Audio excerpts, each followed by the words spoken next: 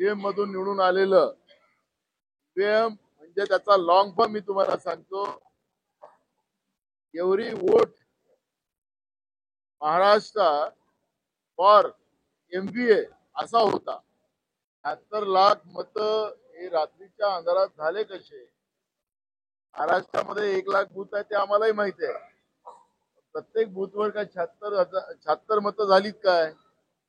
Videos आहेत, photos असतात. निवडणूक आयोगाने अजूनपर्यंत आम्हाला दिलं नाही. पण निवडणूक आयोगाची वकिली आज मुख्यमंत्री करत असताना आपण पाहिलेली आहे. म्हणजे दाल में काला है नाही आहे, दालच काली आहे अशी परिस्थिती आज या ठिकाणी आहे. निवडणूक आयोगाने आम्ही विचारलेल्या प्रश्नाचं उत्तर वेळेत दिलं पाहिजे. पण ते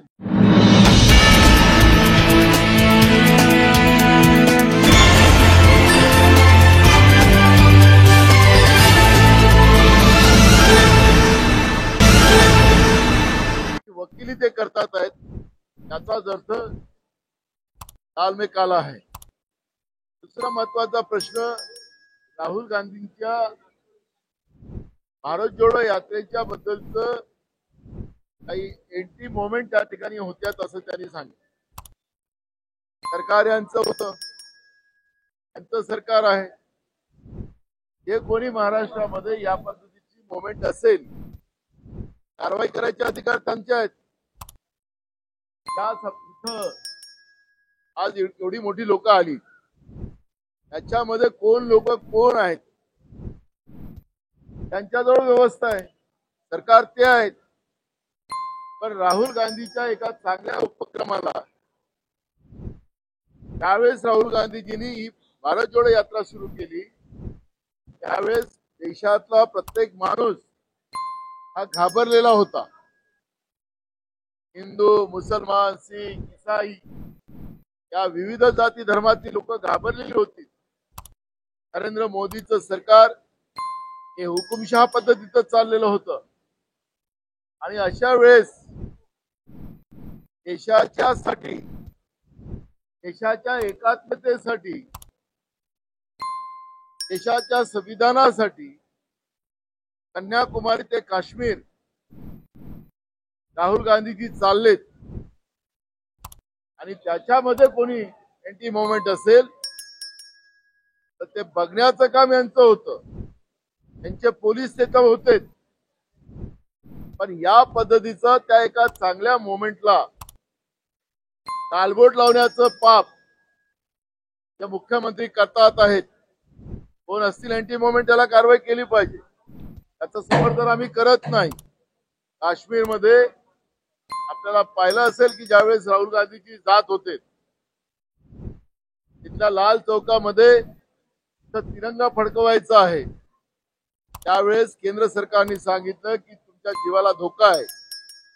राहुलजीने सांगितलं की ही माझी पांढरी जी टी शर्ट आहे ती लाल झाली तरी चालेल, तुम्ही संरक्षण दिलं नाही तरी चालेल, पण मी त्या ठिकाणी जाऊन लाल चौकात तिरंगा फहरवेल अशी धमक ठेवणारे नेतृत्व राहुल गांधींच्या रूपाने या देशाला मिळालं.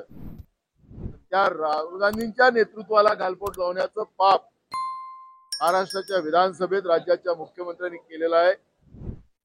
त्याचा आम्ही निषेध करतो. जे कोणी एंटी सोशल व्यवस्था असेल त्यांच्यावर कारवाई करावी. त्याला कोणी त्यांच्या जो पुरावे असतील त्याला कोणी विरोध करायचं कारण नाही. पण या पद्धतीनं राहुल गांधीजीवर पर्यायनं या पद्धतीची टीका करण्याचा अधिकार राज्याच्या मुख्यमंत्र्याला नाही. ही भूमिका काँग्रेस पक्षाची आहे. त्याचा एक मंत्री याच्यामध्ये सहभागी आहे. पहिल्या दिवशीपासून आम्ही बीड आणि परभणीच्या भूमिकेला घेऊन विधानसभेमध्ये मांडतोय. 2 दिवसानंतर 101 ची चर्चा लागते. त्यावर 2 दिवस चर्चा झाली, अजून मुख्यमंत्री त्याच्यावर उत्तर देत नाही. होता उद्या 11 वाजता देणार. तर काय मिळतं त्याच्यावर आम्ही लक्ष ठेवून आहोत. त्यांनी आज काही जे भाषण केलेलं आहे ते भाषण उद्या खऱ्या अर्थानं उतरतं की नाही उतरत, त्यात एक ज्या पद्धतीचे काय निर्णय घेतील बीड आणि परभणीमध्ये त्याच्यावर आमचं लक्ष आहे. तर बोलाचाच भात न बोलाचीच कढी तो होता कामा नये असं आम्हाला वाटतं. 2.5 वर्षात विकला गेला, तो पुढच्या काळात विकला जाऊ नये. थांबणार नाही म्हणजे महाराष्ट्र विकायची जी तयारी केलेली आहे, कर्जावर कर्ज घेतलं जात आहे. त्या राज्यावर 2014 पर्यंत 2 लाख कोटीचं कर्ज होतं, ते आज 10 लाख कोटीवर गेलं. महाराष्ट्रातले उद्योग, गुजरात बोललं तर त्यांना राग येतो, ते गेलेच आहेत. मास्को सारखा मोठा उद्योग, तिथं हजारो लाखो युवकांना नोकऱ्या लागल्या असत्या, तो गेला ना. आता ते कोणते उद्योग आणतात, काय करतात, महाराष्ट्र विकतात, हे आपल्याला समजेल भविष्यात. पुरवणी मागण्याचे सरकार 94,000 कोटीपर्यंत मागत असेल, बजेटच्या बरोबरीने येत असेल, तर राज्याच्या तिजोरीचा किती दिवाळा निघाला याचा आपल्याला त्याचा अर्थ लागतो आहे. आजही आपली पुरवणी मागण्यावर तो विषय उपस्थित केलेला आहे. त्यामुळे थांबणार नाही याचा अर्थ ते विकायचं पूर्ण तयारी करतायत का, आणि त्याचा अर्थ निघतोय. भविष्यात बघू. आज त्यांचं भाषण, आज त्यांना महाराष्ट्राच्या लोकांचं बहुमत मिळालं असं ते म्हणतात आहेत. मार्कंडवाडीचा उल्लेख त्यांनी केलेला आहे. खरं तर मार्कंडवाडीच्या बाबतची भूमिका मांडत असताना मुख्यमंत्री तिथल्या लोकांना, आमचे तिथले आमदार त्यांना घाबरवत आहे असं तिथल्या लोकांचं सांगताय. स्वतः जाऊन आलो मार्कंडवाडीमध्ये. स्वतः मुख्यमंत्र्यांनी जावं, त्या लोकांशी भेटावं आणि मॉक पोलिंग करायचा त्यांचा अधिकार आहे, तो करू द्यावा.